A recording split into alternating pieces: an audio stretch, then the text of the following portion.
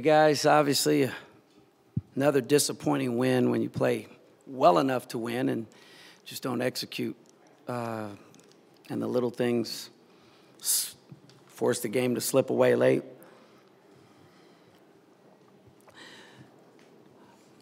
We had, I'm not going to quote all these stats, but we had several opportunities. You guys saw the game.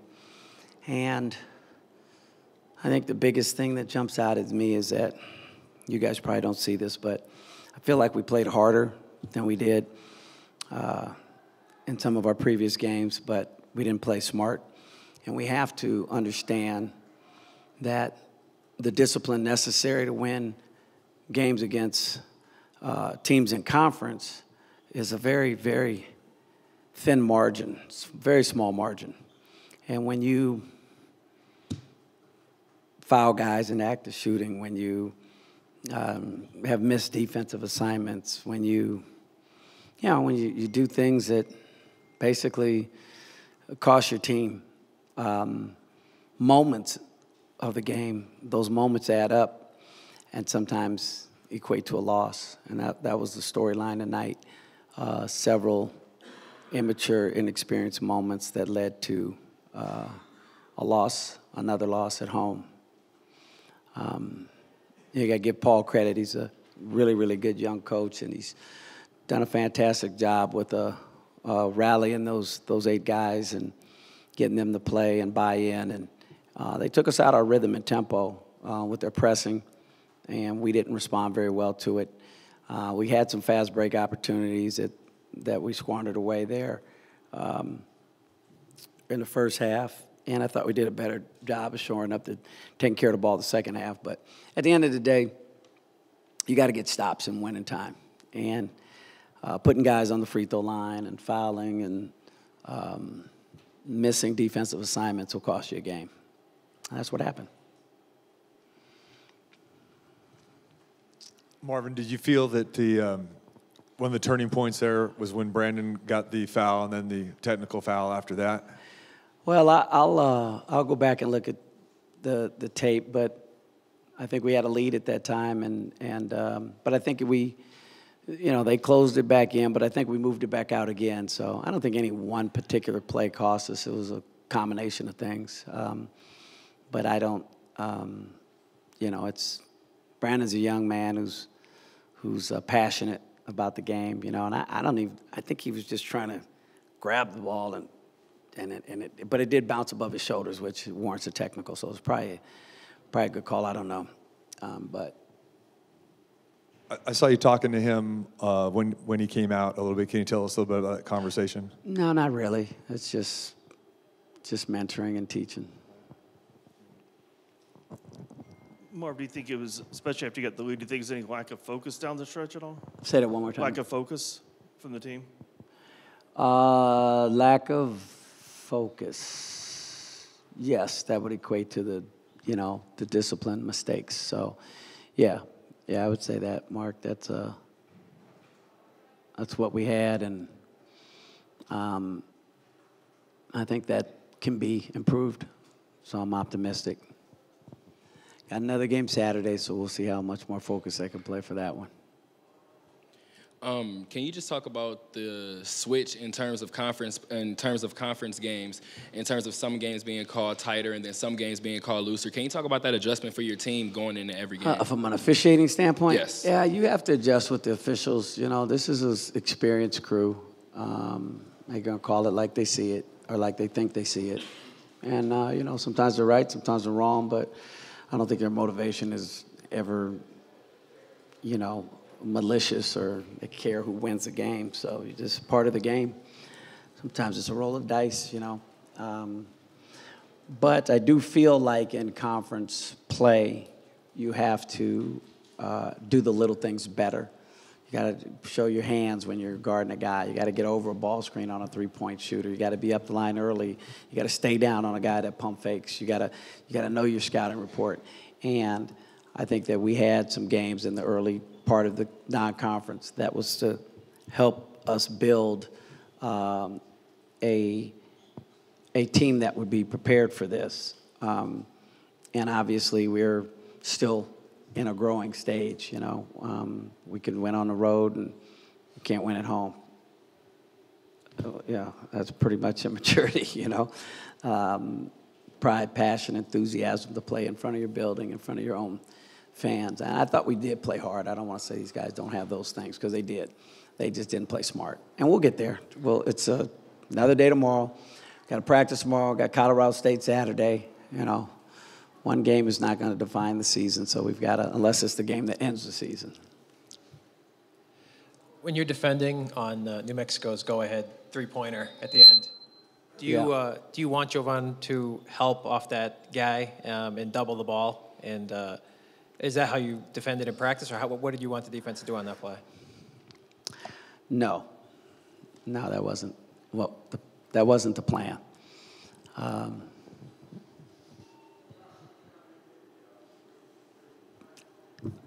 Next question.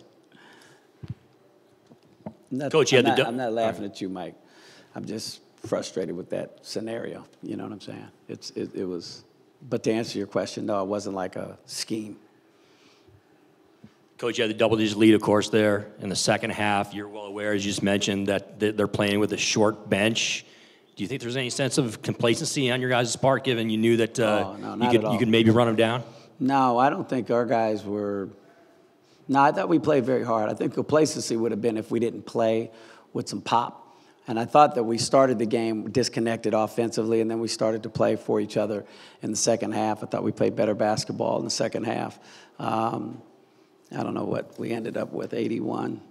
So we had 35 in the first half, and what is that, 40? Yeah. I mean, you know, I thought we played better basketball. We were 53% from the field in the second half, and that was because we started to share the ball and so forth. Defensively, I think, is where we just had those miscues, like Mike said, on the missed assignments on defensively, specifically surrounding the three ball. I mean, when they hit those, they had 4 or 5 threes late in the game, which were critical, big shots for them. And you're going to win on the road, you got to make big shots. So you got to give those guys credit. Just to follow up on that question, do you give guys freedom on defense to try and make a play when they think they can, or in a situation as big as that, do you want them just by the book? No, I don't know what you want me to tell you, Mike. He wasn't supposed to run over there. He has no freedom to. There's rules, and there's shell principles, and there's discipline, and there's a scouting report. And he had a brain fart. He had a miscue. I don't know what to tell you. He's a good player, and he made a mistake, and that was one play. I mean, you know, there were several plays that led to the loss. So, you know, it's common for media to want to focus on the things that happened at the very end, you know, because those are the most glaring, those are the most recent. But we lost that game throughout the game, not starting with the right type of offensive mindset. And defensively, we gave up 19 points in the first 8 minutes. That adds to it. We don't make free throws. So I hear you, brother, but I'm not going to hang that hat on anybody. We lost this thing as a team, staff, everything. Their program beat our program tonight. And we'll have many more encounters, and I'm sure they will not all turn out like this. Do you think your team plays better with Mbacke on the floor in place of Brandon McCoy? Defensively? Overall? But I'd have to go back and look. Brandon was playing with foul trouble, and, you know, Mbacke played well, you know. So, yeah, I'd say that for sure. But I think, you know, they did a good job on Brandon. I think they really fronted him and face guarded him, and, you know, we got to do some more things to get him open those situations. You know, it was not a good offensive night for us in terms of our rhythm and tempo, the way they pressured their guards. So I thought that was a key factor as well. Defensively, how much of an issue was it just simply getting back in time and them trying to push the ball up the floor so quickly? I thought we did a pretty good job in defensive transition until late. I think they had a couple defensive we had a couple defensive miscues. I think one of their threes was in defensive transition, or their offensive transition or defensive transition. So, but for the most part, for the game, I thought we did a pretty good job. They only had a couple fast break points, and And we managed that piece pretty well. We knew that was going to be an issue for us. So, look, guys, we fought, they fought, and they won. And there's details that go into this story, but at the end of the day, I love my kids, and I think the young guys learned something tonight, and I think they'll get better, you know. Losing is never fun, but it's, unfortunately, there's a lot of lessons in it. And one of them is, the most obvious is free throws. These guys got to get in the gym and make extra shots and get in, and knock down free throws when they get to the line. To me, that's the glaring stat of the game's over if we make our free throws. Coach, before the conference season, you talked about how important winning the conference games at home were, and having these 3 losses be at home. Is there a common thread that you're seeing? Yeah, we lost all 3 at home. I don't know what to tell you, man. Is there a thread? God, we're playing hard. I don't know. I don't even know how to answer that. I hate losing at home. I think they hate losing at home. I don't know what to tell you. I don't want it to be a common thread. I don't want it to be a theme. And we've got to get one here and get the monkey off our back. We've won at home this year. We just haven't won at home in conference. It's a different animal in conference, and they're learning that the hard way. You seem a little frustrated with the officiating. About the 12-minute mark when Mbaki got that foul, you kind of went over to the official, put your hands on him. We're talking to him a little bit. What'd you say? I don't remember, bro. There were so many moments that I was frustrated. I thought he was vertical. Oh, yeah, okay, I thought he was vertical, and I thought the offensive player initiated contact. And he said he didn't. So he said he hit him on his arm or elbow or something like that. So it doesn't matter. They called it, and if it's not a foul unless they call it, and they called it, so it was a foul. What are you going to do, right? Jordan, defensively, what happened there in the last few possessions? If I remember the play correctly, I think JoJo wouldn't have helped, and then he made a 3. Is that correct? That's not what we practice, but, you know, it's game. You got to deal with it. He made a big shot. And then for either one of you, how aware are you guys of the 3-point streak that UNLV has? I knew it. I knew we just didn't make a 3 that whole game, man. I wasn't searching for a 3. It was just wide open, and I shot it. I heard people yelling, need a 3, need a 3, need a 3, but I really wasn't paying attention.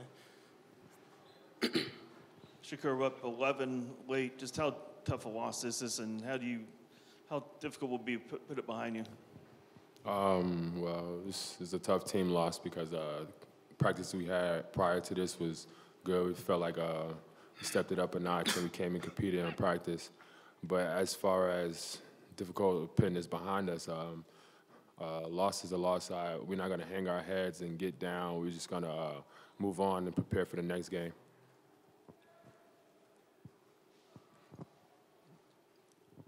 Early in the second half, when their head coach was assessed a technical foul, you guys went on like a 9-2 run. Did you guys feel a momentum swing in that moment, or did you guys just take advantage of your opportunity in that moment? I felt the momentum. I felt the swing. I felt the momentum swing. And then also at the same time, we just took what they was giving us. Basically, it was layups and other like dimes and stuff like that. So we just took what they was giving us. Shakur, these teams at home that you've lost to, is it part of the frustration that they aren't more talented, that that you have played with them and that you have had the lead against them in crunch time? Is that part of the frustration? I'm not going to sit here and downplay their talent. They're talented. I believe everybody that's in Division I has enough talent to win an even given night. They just came out. They matched our intensity. When they got down, they handled adversity right, and they just came out, made big shots, and got the win. Jordan, after they hit that three-pointer, you went the length of the floor. You drove to the basket. Can you tell me what happened on that play from your perspective? I just tried to draw a foul. I thought I got fouled, but obviously they didn't call it, so it wasn't a foul. Speaking of the fouls, do you feel like, especially when it's conference play, that the referees kind of take away from the game when they call the game that tight? Yes, I do, because I feel like they don't let us UNLV play how physical the other teams play against us. So the other team, they put hands on us, and when we do it, it's a foul. Like, I don't understand it, but it's part of the game.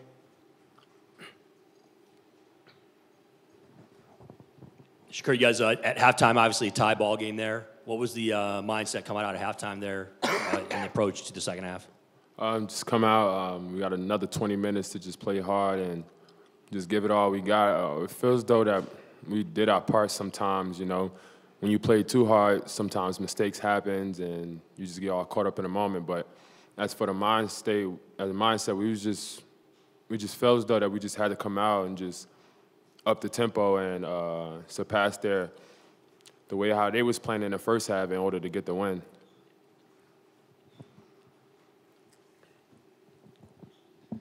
Jordan, it looked like you were talking to Brandon after he got that foul in the technical. What was that conversation like, and did you feel momentum swing after that?